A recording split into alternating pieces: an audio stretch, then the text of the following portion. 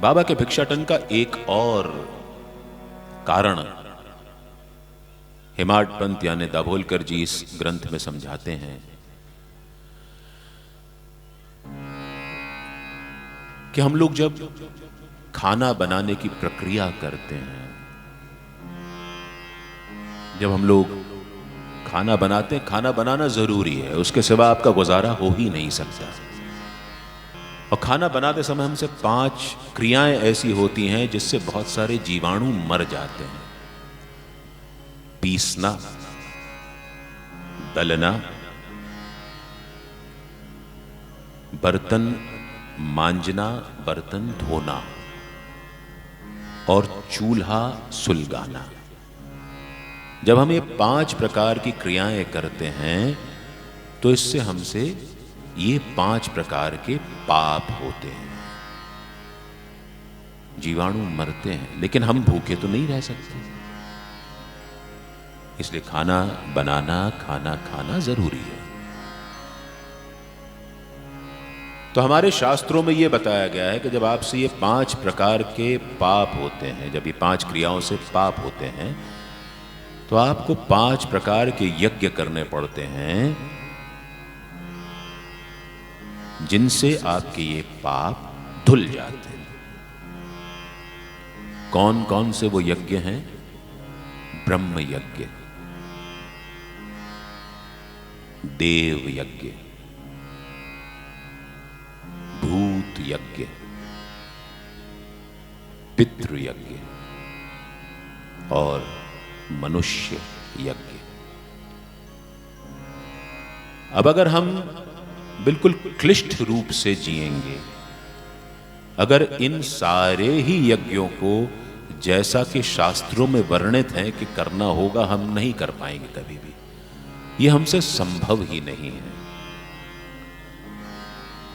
आज की इस जीवन शैली में, इस समय में ये हमसे संभव नहीं हो पाएगा कि हम ये 5 प्रकार के यज्ञ शास्त्र सम्मत होकर के करें।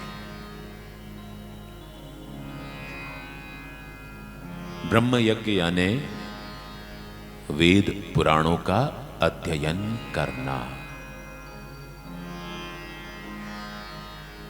साईं बाबा ने इस यज्ञ को बहुत सिंप्लीफाई कर दिया, बहुत सरलीकरण कर दिया इसका। रोज शाम को, दिन में जब भी समय मिलता, बाबा किसी न किसी से मस्जिद में बैठ करके या तो कुरान पढ़ने को कह देते या रामचरितमानस पढ़ने को दे देते या श्रीमद् भगवत गीता पढ़ने को कह देते, एकनाथी भागवत पढ़ने को कह देते, विष्णु सहस्त्र नाम कंठस्थ करने को कह देते। देव यज्ञ, इसमें बताया गया है कि हमको देवों की पूजा करनी है, अनुष्ठान करने हैं, साधना आराधना करनी है। बाबा ने उसका भी सरलीकरण कैसे किया है। उनके पास जो भी दक्षिणा आती, उससे उन्होंने शिरडी के जीर्ण शीर्ण पड़े मंदिरों का जीर्णोद्धार करवाया। गणपति मंदिर, शनि मंदिर, महादेव मंदिर, और उन्हीं भक्तों के माध्यम से करवाया। जैसे गोपाल राव गुंड से उन्होंने, जो कि कोपरगांव के सर्कल इंस्पेक्टर थे, उससे उन्होंने गणपति मंदिर का जीर्णोद्धार करवाया। तात्या से उन्होंने शनि मंदिर का और महादेव मंदिर का जीर्णोद्धार करवाया। तो यज्ञ अनुष्ठान, देव यज्ञ इस प्रकार से बाबा ने संपन्न करवाए। पितृ यज्ञ यानी जो हमारे बुजुर्ग, हमारे पितृ जो स्वर्ग धाम पधार गए हैं, सिधार गए हैं, उनका तर्पण करना।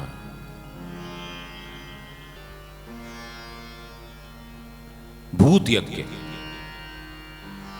यानी आप इस धरा पर व्याप्त सभी जीव प्राणियों का ध्यान रखें, बाबा ने कितने ही लोगों को प्रेरणा दी कि जाकर के कुत्ते को रोटी खिलाओ।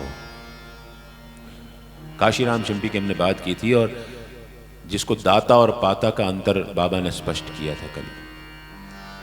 तो जो काशीनाथ शिंपी था, वो सप्ताह में एक दिन पड़ोस के गांव में हाट लगती थी, वहां कपड़े के लट्ठे खरीदने जाता था।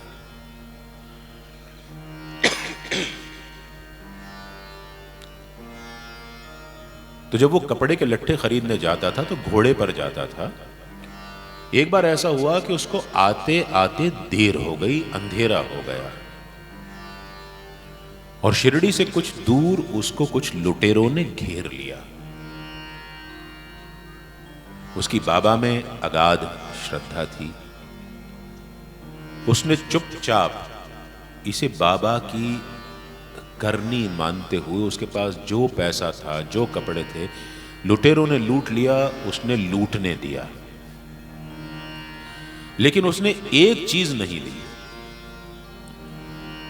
एक थैली को वो कस के पकड़े रहा, वो थैली उसने किसी को हाथ नहीं लगाने दी।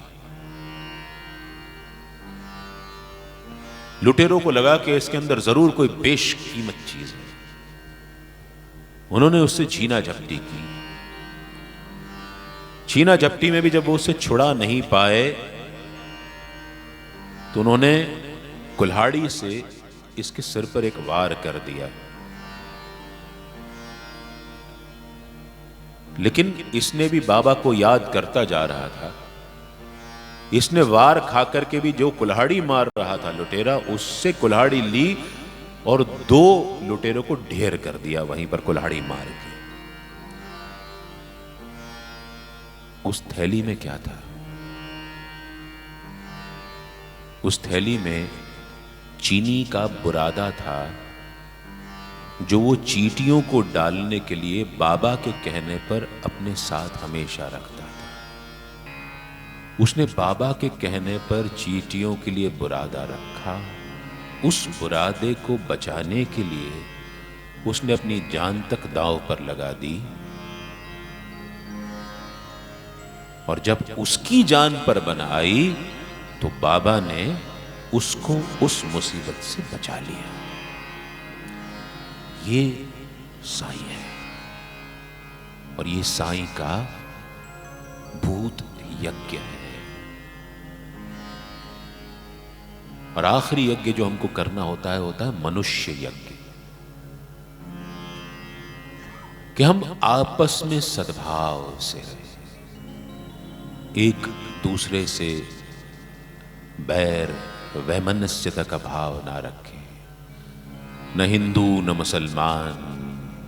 साईं के दरबार में तो सब एक बराबर है। किसी को किसी बात को लेकर के दुख दर्द ना होने देना, ये साईं का मनुष्य यज्ञ था। तो ये बाबा खुद यज्ञ करते थे, अपने भक्तों के पाप अपने सिर पर लेते थे,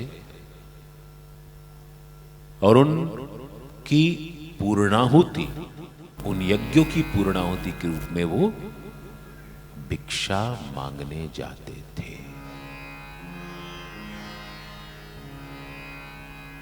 ये बाबा के भिक्षाटन के पीछे का मर्म है।